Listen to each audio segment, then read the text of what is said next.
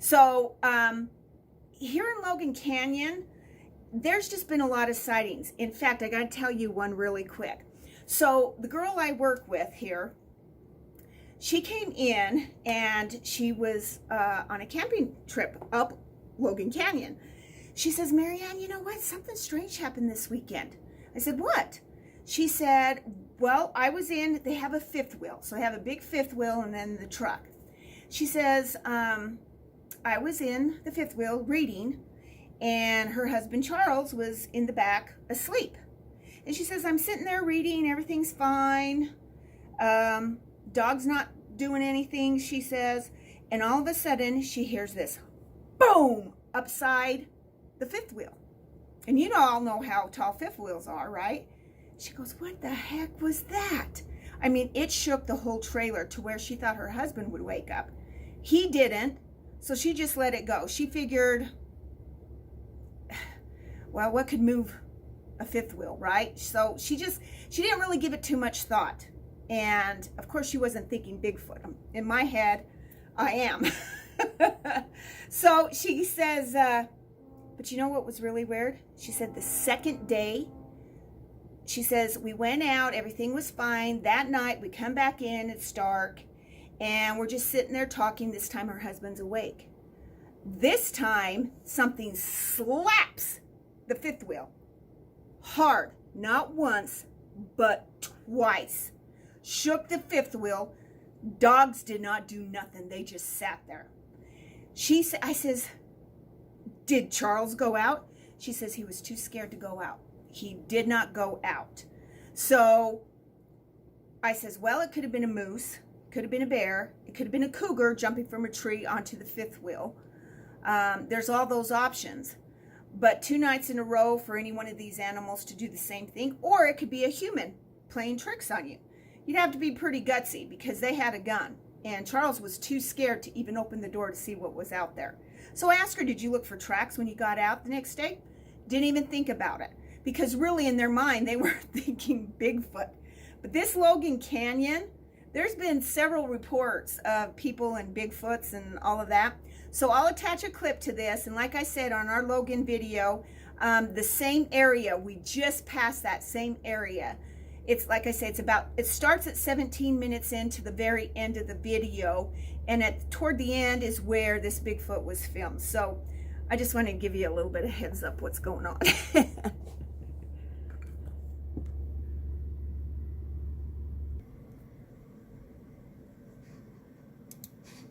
The following footage was filmed October 24th. We investigated this today, 7 days after it was filmed. We received it last night.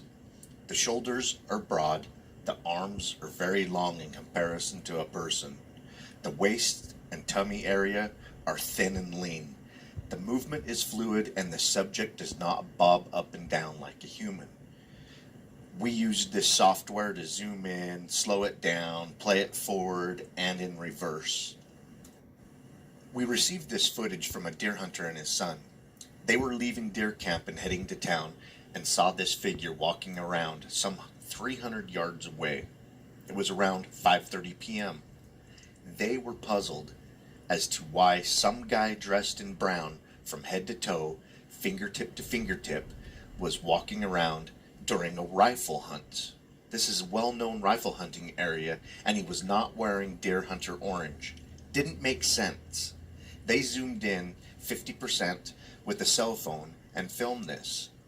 One of them stated in kind of a nervous laugh, what is he doing?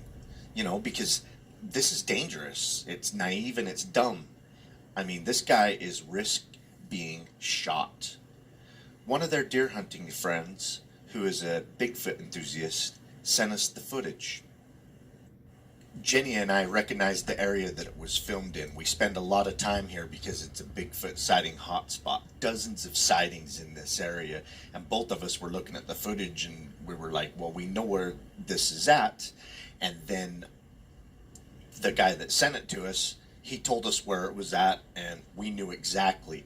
Well, we showed up unannounced this morning, you know, the very next day, to look for physical evidence and to figure out the subject's size. When we arrived, bright and early, there were already 3 people there investigating the location. It was pretty obvious that one of them was out looking for footprints, and then there was 2 in a truck with a walkie-talkie trying to get him into the right position. It was the 2 witnesses and their friend that sent us the footage. I pulled up next to the truck and said, "Are you investigating a Bigfoot sighting?"